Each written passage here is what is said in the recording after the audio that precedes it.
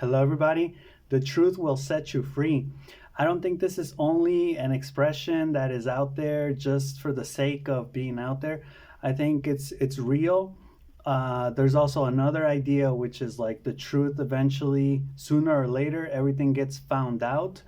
Like in Spanish, they have some expressions that say like you can't block the sun with one finger, right? Like the truth will be revealed, light will be shown or shine, or it will shine on whatever clandestine or mysterious or secretive or lies or deceptive information there is out there. And yeah, so sooner or later everything gets found out. The video is called Never Lie because I want to share an experience that just happened to me. So in 2014, I decided to, well, basically end of 2013, I decided to go into the university. And what I did, which wasn't like a big thing, but I still didn't have my high school diploma, my high school degree. And what I ended up doing was like, I don't really remember because this was like literally more than 10 years ago. But I remember that I put the order of the documents that I was supposed to turn in, and within those documents, I was supposed to turn in the high school diploma. But I set them up in an order so the probability of the person finding out that I didn't have it would decrease, right? And that way I could get into college without a high school diploma. I gotta say that at the time I was I was taking classes to do my examination, so eventually I would get my high school diploma, but I didn't have it at that time. I got my high school diploma, I believe, a year later. So this was January 2014 when I got into college without a high school diploma.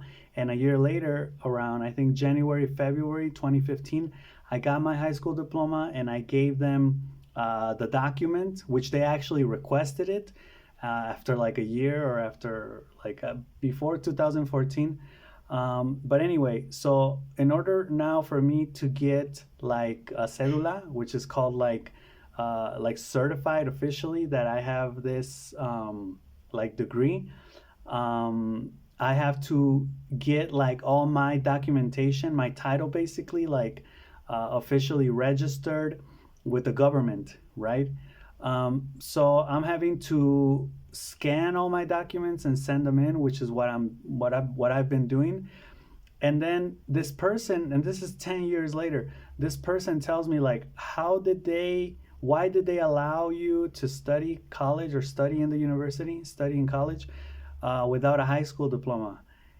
And I was like, what do you mean? Like, I just sent you everything, like my high school diploma, my title. Just give me like, register me with the government so I can continue, with my process. Like, this is 10 years later, lady. What are you talking about? But there's something that I wasn't aware of, which is the fact that I started, like I mentioned, in January 2014, and the date on my high school diploma or my document from high school says 2015, which is a year later. So she was either asking for like a reason or for some type of letter or document that said like officially you can study or you can go into college without a high school diploma. But I had none of that sort. I didn't have anything like that, because like I said, like I just kind of did this like deceptive thing, which I don't think it was a big deal. I think it was the person's responsibility to double check and make sure that I had my high school diploma, that I had all the documents, and it was that person's fault for not, it's not like I bribed the person or anything, but I did try to deceive this person, I do gotta admit. So that's why this video is called Never Lie, because I mean this is 10 years later, and I've also felt like in life I've had to pay my karmic dues for the bad things I've done in life.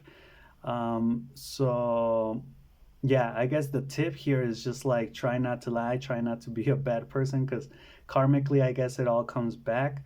But then an important question comes up here, which is, okay, you're telling me don't lie because eventually you like that will come out.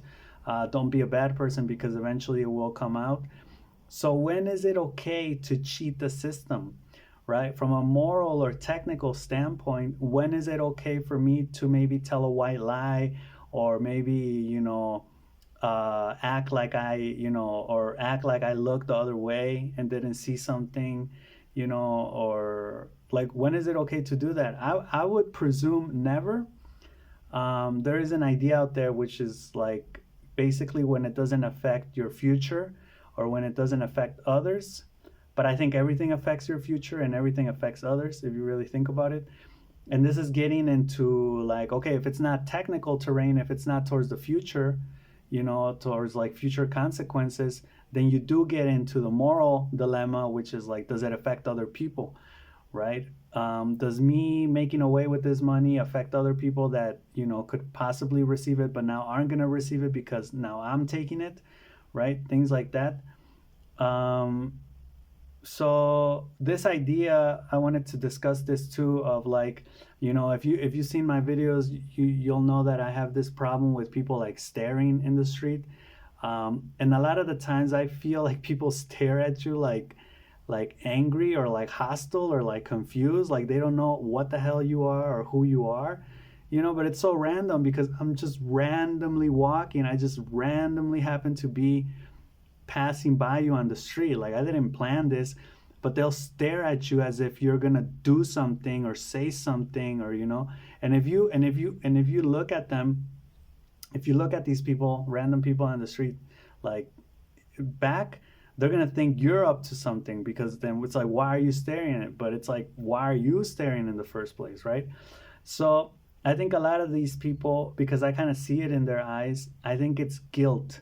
They feel guilt, or they're guilty of things they have done wrong, of wrongdoings. I think they, and it's not like they're criminals. I'm talking about like little things, like maybe they stole a couple bucks or pesos from someone, or they withheld information, or they cheated on something that was like minor, or just stupid things like that.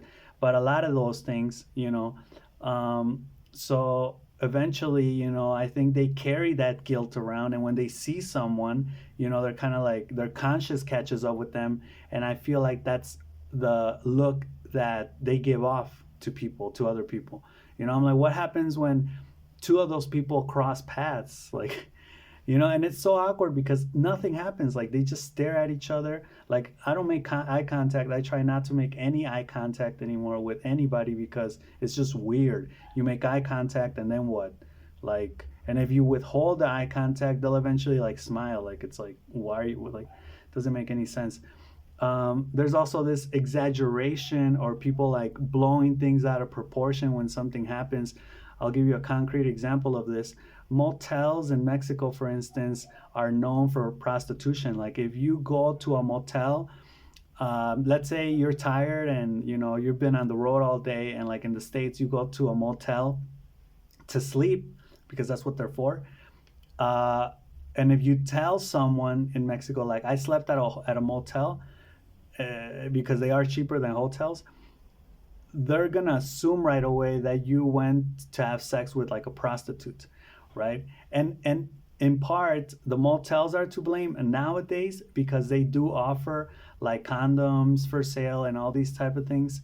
So now they're in part at fault. But I think like this got generated from years ago, when motels probably didn't have like all this like exclusive service. Like, now they have like sex chairs and like a bunch of crazy things, crazy lights, just a bunch of weird things.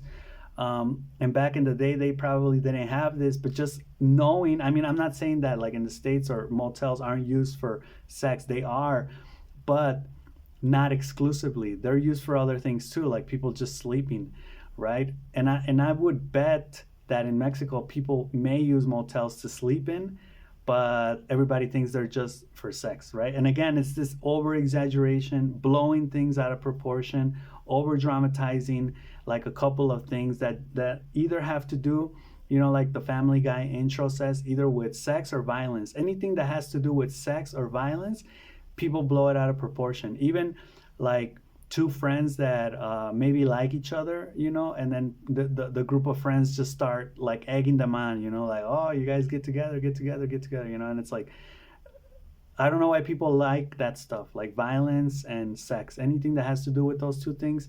People just, get crazy with that and they blow it out of proportion. Well, anyway, um, what does that have to do with Never Lie? I'm not really sure, but it's just kind of out there. And just to give you an update on the incubation process, I thought this was very interesting. So if you go and watch my video on the incubation process, I talk about how basically to use your unconscious. So what you do is like you fill yourself up intensively with a bunch of information from different sources, and you think about a problem intensively, trying to solve it, and then you just like rest and forget about it completely. Um, excuse me. And I did this for like 2 days. I worked intensively on the problem, which was how do I become a hip hop star. And then what I did was I took like 3 days or four, I believe, of just resting and not thinking about it at all. I would occasionally, at times, like, know that it was still there, but I let my unconscious do like 99% of the work. And then I came back to the problem after a couple days, well, like after 3, 4 days, and the results I got are these. I'm going to share them with you. So I did kind of like communication. In communication, they say you have aggressive communication, you have passive communication, and you have assertive communication. So I took that idea and I basically said, and this just came up like, out of nowhere, out of my unconscious. I said, you have like, first, one of two things that you can do: an aggressive strategy or like a passive strategy. But then I thought of like a third one, and I was like, well, okay, if there's an aggressive like type of communication, there's an aggressive strategy, and if there's a passive type of communication, there's a passive strategy. So that must mean that there is an assertive strategy, right? So the aggressive strategy is like going balls out, like just going to Mexico City or somewhere and just like, but again, that's, well, not again, but that's like high risk. Anything aggressive, like an aggressive investment, high risk, obviously high reward, and it's faster, but high risk. You're probably not going to get it. You don't even have the experience in it. And the passive strategy would be like just basically not do anything or keep doing what I've been doing, just putting music out there, but not even owning the rights to the beats or anything like that. And then there's an assertive strategy, which is like in the middle, right? And in this case would be like, thinking about maybe starting to buy some of the rights to certain beats, maybe putting a mixtape together of like good songs, and maybe eventually paying for promotion, like on social media, you know. And yeah, I thought that was like a good, like, balanced strategy, and I like this idea of like relating it to the passive aggressive and assertive notions. So I thought that was pretty interesting, and this is my gift to you. You can use this for anything. I mean, if you have any type of problem and you're trying to find a solution, just think about those three things. Think about the fact that there's probably an aggressive solution, which is not good. There's a passive solution, which is not good. And then there's an assertive solution, which is like the balanced one, right? So I think this can be applicable to anything. And now that's all I got for this video. So let me know what you think, and I'll see you in the next one. All right, peace.